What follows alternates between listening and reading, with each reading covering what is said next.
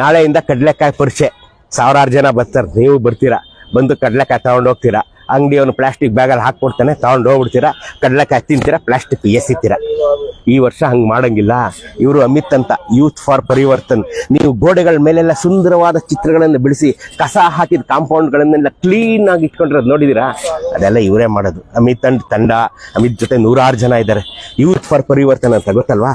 ಅವರು ಈ ಸಾರಿ ಎಲ್ಲ ಕಡೆಯಿಂದ ಈ ತರ ಬ್ಲೌಸ್ ಪೀಸ್ಗಳು, ಈ ತರ ಬಟ್ಟೆಗಳನ್ನೆಲ್ಲ ಕಲೆಕ್ಟ್ ಮಾಡಿ 12,000 ಬ್ಯಾಗ್ಗಳನ್ನ ಹೊಲಿಸಿದ್ದಾರೆ. 12,000 ಬಟ್ಟೆ ಬ್ಯಾಗು, 20,000 ಪೇಪರ್ ಬ್ಯಾಗ್ಗಳನ್ನ ರೆಡಿ ಮಾಡಿ ಎಲ್ಲ ಅಂಗಡಿಯವರು ಕೊಡ್ತಾರೆ. ಕಡ್ಲೆಕಾಯಿ ಪರಿಚಯಲ್ಲಿ ಪ್ರತಿಯೊಬ್ಬರಿಗೂ ಕೊಡ್ತಾರೆ. ನೀವು ಅಕಸ್ಮಾತ್ ಮನೆ ಬ್ಯಾಗ್ ತರದ್ ಮಾಡ್ತಾರೆ, ಈ ಬ್ಯಾಗ್ ಅಂಗಡಿಯವ್ರು ಕೊಡ್ತಾರೆ ನಿಮ್ಗೆ. ಪೇಪರ್ ಬ್ಯಾಗ್ ಅಲ್ಲಿ ಹಾಕಿ, ಈ ಬ್ಯಾಗ್ ಅಲ್ಲಿ ಹಾಕಿ ಕೊಡ್ತಾರೆ. ಮೊದಲು ನೀವು ಮನೆ ಬ್ಯಾಗ್ ತನ್ನಿ, ಅಮಿತ್ ಕೊಡ್ತಾರೆ, ನೀವು ಹಂಗೆ ಬರಂಗಿಲ್ಲ. ಬ್ಯಾಗ್ ತನ್ನಿ. ಅಕಸ್ಮಾತ್ ಮರ್ತೋದ್ರೆ ಆಫೀಸಿನ ಮನೆಗೆ ಹೋಗ್ಬೇಕಾರೆ ಕಡ್ಲೆಕಾಯಿ ತಗೊಂಬನ್ರಿ ಅಂತ ಮನೇಲಿ ಹೇಳಿರ್ತಾರಲ್ಲ, ಬ್ಯಾಗ್ ಇರಲ್ವಲ್ಲ, 12,000 ಬ್ಯಾಗ್ ಅಂಗಡಿಯವರ ಹತ್ರ ಇರುತ್ತೆ. 20,000 ಪೇಪರ್ ಬ್ಯಾಗು, 12,000 ಬಟ್ಟೆ ಬ್ಯಾಗು. ಅಮಿತ್ ಮತ್ತು ತಂಡ ಸೇರ್ಕೊಂಡು ಈ ಸೇವೆ ಮಾಡಿದೆ. ಅಮಿತ್ ಒಂದು ಥ್ಯಾಂಕ್ಸ್ ಹೇಳಿ. ಸಂತತಿ 1000 ಆಗ್ಬೇಕನ್ರಿ. ನೋಡ್ರಿ, ಬ್ಯಾನ್ ಪ್ಲಾಸ್ಟಿಕ್, ಗೊತ್ತಾಯ್ತಾ? ಕಡ್ಲೆಕಾಯಿ ಪರೀಕ್ಷೆಗೆ ಬನ್ನಿ, ಕೈ ಚೀಲ ತನ್ನಿ ಅಂತ ಇವ್ರ ಸ್ಲೋಗನ್. ಕಡ್ಲೆಕಾಯಿ ಪರೀಕ್ಷೆಗೆ ಬನ್ನಿ, ಕೈ ಚೀಲ ತನ್ನಿ. ತರದೇ ಇದ್ರೆ ಅಮಿತ್ ಇರೋ ಬ್ಯಾಗಲ್ಲಿ ತಗೊಂಡು ಹೋಗಿ ಇವ್ರನ್ನ ಸಪೋರ್ಟ್ ಮಾಡಿ. Youth for Parivartan. ಒಳ್ಳೇದಾಗ್ಲಿ.